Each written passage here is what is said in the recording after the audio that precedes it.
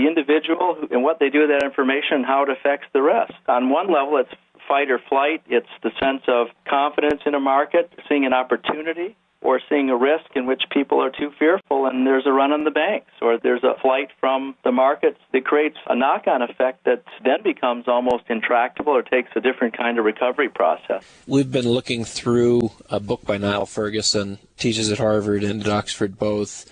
One of his tomes, The War of the World, takes a view of the 21st century and gets at why conflict has been so acute in this last 100 years. Why has it been one of the most violent centuries in all of world history? He looks at three main things. He looks at ethnic conflict, and there's a variety of reasons for ethnic conflict being stirred, but he also looks at economic volatility as a key contributing factor to violence. And then the third thing that he focuses on in the book is empires in decline, where most violence in war comes at the beginning of an empire's build-up, the emergent stage, if you will, and then at the end of the empire as there is a fight for survival and as that becomes very severe. What we've wondered is if between economic volatility and our grasp to maintain control, power, and dominance, I mean, we basically have an empire. I think that goes without saying here in the United States. In the midst of trying to maintain our number one position in the world political scene and at the same time experiencing a strong dose of economic volatility, are we in a dangerous place? Are we in a place sort of on the cusp where either the best of people may come out or the worst of people may come out? From a historical perspective, being on that cusp, sometimes it goes the wrong direction. And we would like to be hopeful in thinking that, it may be different this time. Well, look, David, you're absolutely right. Things could go from bad to worse. We're not even near crisis proportions yet. But let me tell you where I'm calling from and where I'm on the phone right now. I'm looking out at one of the most beautiful oak and maple tree-lined streets you can envision out of a small Midwestern town.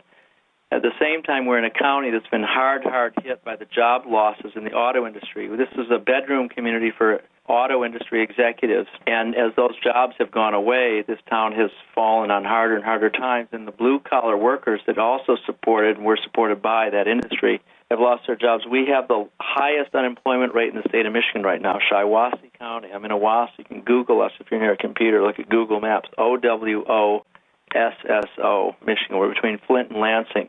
But you'll see that what's happening in these small towns is really stretching the fabric of this country. And if these small towns don't survive and people who have worked hard, and we have 102 houses in foreclosure in a town of 16,000 people. And many are abandoned and walkaways. And when you see what's happening in this part of the country, it practically takes your breath away.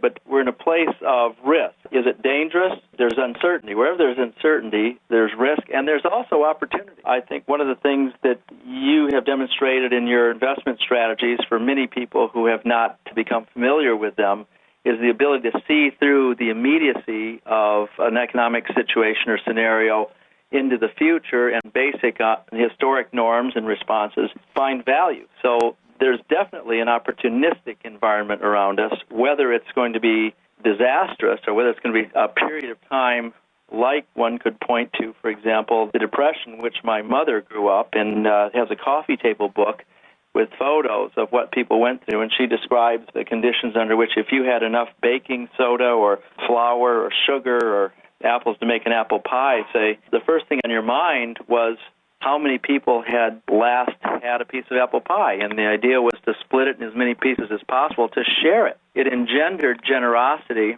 nurturing, caring in many elements of society where people had a different view of what diminished material resources they had. The name of the book, by the way, is We Had Everything But Money. And what would happen to our society if our material wealth decreased but our community wealth increased? It might be one of the greatest and most timely tonics for our social condition that could have been foreseen, though unwanted. It could lead to something that'd be very, very good for us. So it's hard to say that the measure on the one hand is an economic consequence to our situation now would be entirely bad if it caused us to bind together and to become closer in our sense of community unity or our sense of national and shared destiny. Well, Gordon, that reminds me of a radio interview I heard a few weeks ago with a librarian, a small town librarian, who was talking about this influx of kids and families because as people are having a hard time affording cable television and they can't afford the energy that it takes to run their TiVo, that they actually are just shutting it down and entertaining themselves with books. And I thought that's fantastic. That's the way I'm hoping the ball does bounce. And what has me concerned and a bit on edge is Václav Havel's observation that in the midst of this, I'm just wondering, Gordon, if we don't have a different set of assumptions and a different set of ruling passions than we had in the 1930s. There was a sense of generosity. There was a sense of other-centeredness. There was a sense of, pull together as a community in the 1930s. When he says that I get the sense that we're the first civilization in the history of mankind that is completely atheist, what that makes me think is that we're now in sort of the heart of darkness. We're now in sort of the perfect Darwinian position where scrap and save and survive by tooth and claw to just come out alive on the other side. I prefer where you're going with that.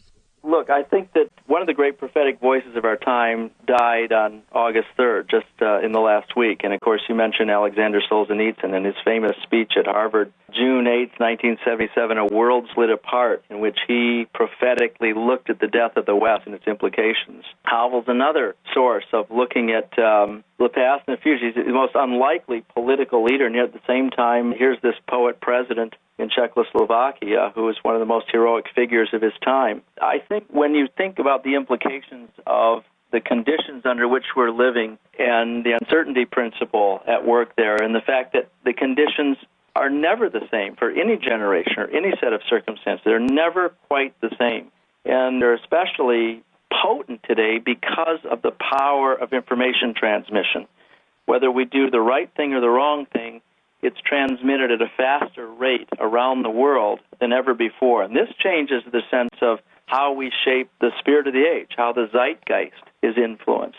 And when you consider that, and that we are more deeply acquainted with people who are far away from us geographically, and yet share similar, very human concerns, when there's an earthquake, or there's a tornado, or there's a typhoon, or cyclone, or hurricane, however it's depicted around the world, people understand human suffering and human need on a very basic level. Where they turn for help and succor and comfort and insight and wisdom to do the right thing is another question. If we really are the most atheistic generation to come along, and I don't know how that would hold up if it were measured according to some of the polls that take the temperature of the American populace and our sentiments, because you find in the United States that over and over, polls reveal that people have a belief system, and frequently it's rooted in a belief in God. How articulate that is, how theologically astute that is another matter. There's a phenomenal level of biblical illiteracy, and that's dangerous in itself because the Bible is such a potent document. For good or for ill, depending on whose hands it's in, the Bible is the most potent moral document in the hands of humanity, to the extent that it's created a very generous component to Western civilization. Of course, tyrants take a document that powerful and can wrest it to evil ends, but all the more reason people should be familiar with it, its essential tenets, teaching, and understanding, so that they can provide a corrective to the misuse of it. But having said that, if the Bible is the principal document that's influenced faith in the West, and it is, then what are we doing with that faith? And if insofar as a biblical theology applied to the institutional church has failed us, does that mean that the failure of the institutional expression of that is the end of Christendom? Or does it mean that people go back to a more nascent primary exposure to the documents that have shaped the faith themselves, and that may end up being a very, very good thing? So the pendulum swings, doesn't it? And historically, when it goes to one end, it frequently comes back, and in the process, we learn something about the whole. Well, once again, you're listening to the McAlvany Weekly Commentary. I'm Kevin Orrick, along with David McAlvany, and our guest today, Gordon Pennington. David, I just want to mention that we have a seminar, or you and Don are going to be at a seminar in Overland Park, Kansas, tomorrow night, Thursday, August 7th at 6:30 p.m., and we still have openings if anyone listening here in the last minute would feel like they would like to make that seminar. I know you and Don are going to be talking